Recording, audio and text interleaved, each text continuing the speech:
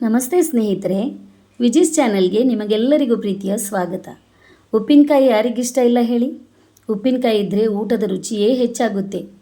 ಇವತ್ತು 10 ನಿಮಿಷದಲ್ಲಿ ಉಪ್ಪಿನಲ್ಲಿ ನೆನೆಸಿಟ್ಟಿರುವಂತಹ ಲಿಂಬೆಹಣ್ಣಿನ ಉಪ್ಪಿನಕಾಯಿ ಹೇಗೆ ಮಾಡೋದು ಅಂತ ನೋಡೋಣ ಬನ್ನಿ. ಬೇಕಾಗುವ ಸಾಮಗ್ರಿಗಳು: ಉಪ್ಪಿನಲ್ಲಿ ನೆನೆಸಿಟ್ಟಿರುವಂತಹ ಲಿಂಬೆಹಣ್ಣು, ಮೆಣಸಿನ ಪುಡಿ 5 ದೊಡ್ಡ ಚಮಚ, ಅದೇ ಚಮಚದಲ್ಲಿ ಮೆಂತ್ಯೆ 1/4 ಚಮಚ, ಸಾಸಿವೆ 1.5 ಚಮಚ, ಇಂಗು 1/4 ಚಮಚ, ಎಣ್ಣೆ 5 ಚಮಚ. ಇದರಲ್ಲಿ ಸುಮಾರು 20 ಲಿಂಬೆಹಣ್ಣನ್ನು ತೊಳೆದು ಹತ್ತಿ ಬಟ್ಟೆಯಲ್ಲಿ ಒರೆಸಿ ಉಪ್ಪಿನಲ್ಲಿ ನೆನೆಸಿಟ್ಟಿದ್ದೆ. ಈಗ ಒಲೆ ಮೇಲೆ ಬಾಣಲೆಯನ್ನು ಇಟ್ಟು ಗ್ಯಾಸ್ ಆನ್ ಮಾಡೋಣ. ಸಣ್ಣ ಉರಿ ಇಟ್ಕೊಳ್ಬೇಕು. 1 ದೊಡ್ಡ ಚಮಚ ಸಾಸಿವೆ ಹಾಗೂ 1/4 ಚಮಚ ಮೆಂತ್ಯೆ ಹಾಕಿ ಸಾಸಿವೆ ಮೆಂತ್ಯೆಯನ್ನು ಕಾಯಿಸ್ತಾ ಇರಬೇಕು, ಇಲ್ಲದಿದ್ದರೆ ಸುಟ್ಟು ಹೋಗ್ತದೆ. ಸಾಸಿವೆ ಪಟಪಟ ಅನ್ನೋವರೆಗೆ ಕಾಯಿಸಿ ಗ್ಯಾಸ್ ಆಫ್ ಮಾಡೋಣ. ಯಾವುದೇ ಉಪ್ಪಿನಕಾಯಿ ಮಾಡುವಾಗ ನೀರು ಪಸೆ ಇಲ್ಲದಂತೆ ಜಾಗ್ರತೆ ಮಾಡಿದರೆ ಉಪ್ಪಿನಕಾಯಿಯನ್ನು ಹೆಚ್ಚು ದಿನ ಉಪಯೋಗಿಸಬಹುದು. ಹಾಗಾಗಿ ಒಣ ಪಾತ್ರೆ, ಒಣ ಚಮಚ ಉಪಯೋಗಿಸ್ಬೇಕು. ಈಗ ಸಾಸಿವೆ ಸಿಡಿಲಿಕ್ಕೆ ಶುರುವಾಯಿತು. ಇನ್ನು ನಾವು ಗ್ಯಾಸ್ ಆಫ್ ಮಾಡ್ಬೋದು. ಈ ಕಾಯಿಸಿದಂಥ ಮಿಶ್ರಣವನ್ನು ತಣ್ಣಗಾದ ಮೇಲೆ ಮಿಕ್ಸಿಯಲ್ಲಿ ಪುಡಿ ಮಾಡಿಕೊಳ್ಬೇಕು. ಈಗ ಅದೇ ಬಾಣಲೆಯಲ್ಲಿ 4ರಿಂದ 5 ದೊಡ್ಡ ಚಮಚದಷ್ಟು ತೆಂಗಿನೆಣ್ಣೆ ತೆಗೆದುಕೊಳ್ತಾ ಇದ್ದೇನೆ. ಕೆಲವರು ಸಾಸಿವೆ ಎಣ್ಣೆ ಕೂಡ ಉಪಯೋಗಿಸ್ತಾರೆ.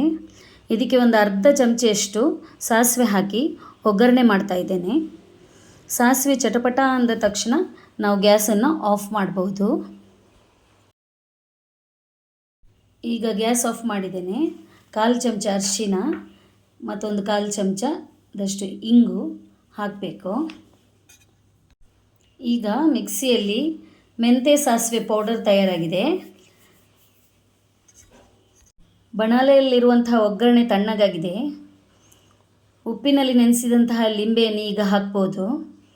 ಮಿಕ್ಸಿಯಲ್ಲಿ ಮಾಡಿರುವಂತಹ ಮೆಂತ್ಯೆ ಹಾಗೂ ಸಾಸಿವೆ ಪುಡಿಯನ್ನು ಕೂಡ ಈಗ ಹಾಕ್ಬೋದು. ಈಗ ಒಂದು 4-5 ಚಮಚದಷ್ಟು ಮೆಣಸಿನ ಪುಡಿ ಉಪಯೋಗಿಸಿದ್ದೇನೆ ನಾನು. ನಿಮಗೆ ಎಷ್ಟು ಖಾರ ಬೇಕೋ ಅಷ್ಟು ಖಾರ ಹಾಕ್ಬೋದು. ಆಮೇಲೆ ಇದನ್ನು ಚೆನ್ನಾಗಿ ಕಲಿಸ್ಬೇಕು.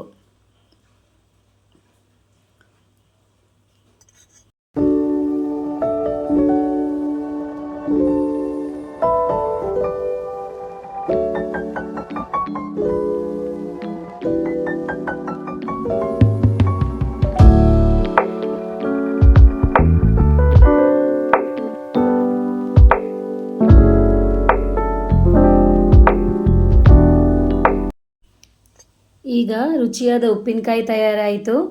ಇದನ್ನು ಗಾಜಿನ ಬಾಟಲಿಯಲ್ಲಿ ಗಾಳಿ ಆಡದಂತೆ ತುಂಬಿಸಿಡಬೇಕು.